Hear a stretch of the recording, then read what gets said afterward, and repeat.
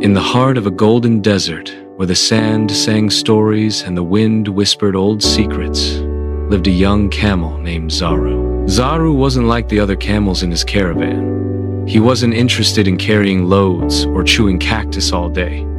Zaru dreamed of mountains. Yes, mountains. But camels didn't climb mountains. Everyone said so. His big sister Lena would laugh. Zaru, camels are made for deserts. Look at those mountains, Gold. Rocky, steep. Not for us. But Zaru would stare at the shimmering blue outline of the Skyhorn Mountain far in the distance. I want to touch the clouds, he whispered every night. One hot afternoon, the caravan rested by an oasis. While the other camels relaxed, Zaru asked the elders a question. Has any camel ever climbed Skyhorn? The oldest camel, Grandpa Mukhtar, squinted at him. No camel's ever been foolish enough to try, he grunted. We belong here, flat-footed and sand-loving. That mountain would break your back. Zaru said nothing. But the fire in his heart grew. That night, he packed a small bag of dates, water, and a wool blanket. And at dawn, he left. Zaru's journey began with a scorching desert. 3 days of blinding sun, swirling wind, and shifting sands.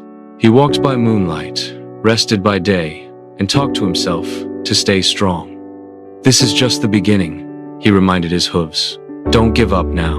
On the 4th day, he met a sneaky fox named Rinko, who laughed when Zaru said he was headed to Skyhorn. Camels belong in dunes, not cliffs, Rinko snorted, but Zaru just smiled.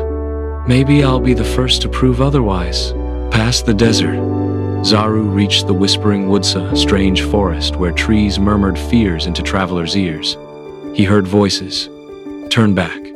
You'll fall. You're not strong enough. Zaru froze. For a moment, doubt crept in. But then he remembered his mother's lullaby. The stars guide the stubborn. The wind lifts the brave. The journey may tremble, but the dream must behave. He kept walking. The trees fell silent, and the stars lit his path. At the edge of the forest was a rickety wooden bridge stretched over a deep ravine. The sign read, "Only those who trust their step may cross." Zaru gulped. Camels weren't known for grace. But he closed his eyes, slowed his breath, and took one careful step after another. The wind howled, the wood creaked, but he didn't stop. Halfway across, he heard a bleat. A baby goat was trapped at the edge. Without hesitation, Zaru turned back, picked up the shivering goat, and crossed the bridge again with the goat on his back. On the other side, the goat smiled. Thanks, mister. What's your name? Zaru. You're not just a camel, the goat said. You're a climber. Zaru reached the foot of Skyhorn Mountain. It was taller than he imagined. The air smelled different than cold, fresh. He took his first step upward, and then another. The rocks were sharp, the path narrow. Snowflakes bit his nose. He slipped, he stumbled, but he kept moving. Every hoofprint said, I am possible. Halfway up, Zaru found a hidden valley where strange animals gathered: mountain goats, snow leopards, and even an old falcon named Elendor. They watched him from a circle of stones. You don't belong here, said the leopard. Why risk your life? Zaru stood tall. I don't want to belong. I want to believe. The falcon cawed. Then you must face the final trial. The Mirror Cave. Inside a hollow cavern near the summit, Zaru found the mirror of the Mountina shimmering wall of light. As he approached, the mirror showed not his face, but his fears. Him falling, him failing, him laughing stock of the desert. But then his reflection changed.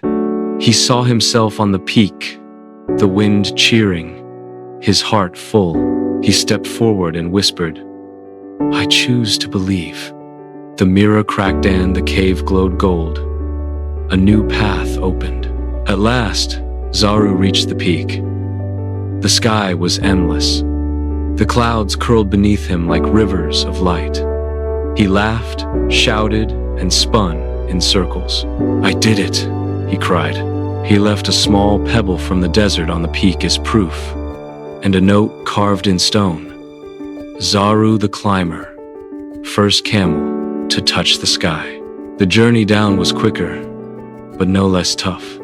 When Zaru returned to the desert weeks later, the camels gathered, stunned. Even Grandpa Mukhtar stared, eyes wide. "You really did it?" he rasped. Zaru nodded, then shared his story not to boast, but to inspire. That year, a young camel asked to see snow. Another built wings out of leaves. Even Lena, his once laughing sister, said, "Maybe I'll follow you next time." Zaru never stopped climbing. Not just mountains, but doubts, fears, and limits. He taught others to believe in big dreams no matter their hump, hooves, or history. And far beyond the desert, in a place where the sky kisses stone, there's still a pebble resting quietly. A reminder that one camel did the impossible because he believed the sky wasn't too high, just waiting to be reached. Moral of the story: even if no one believes in your dream, you must. You don't have to fit in to stand tall. And sometimes, the biggest journey begins with one stubborn step toward the sky.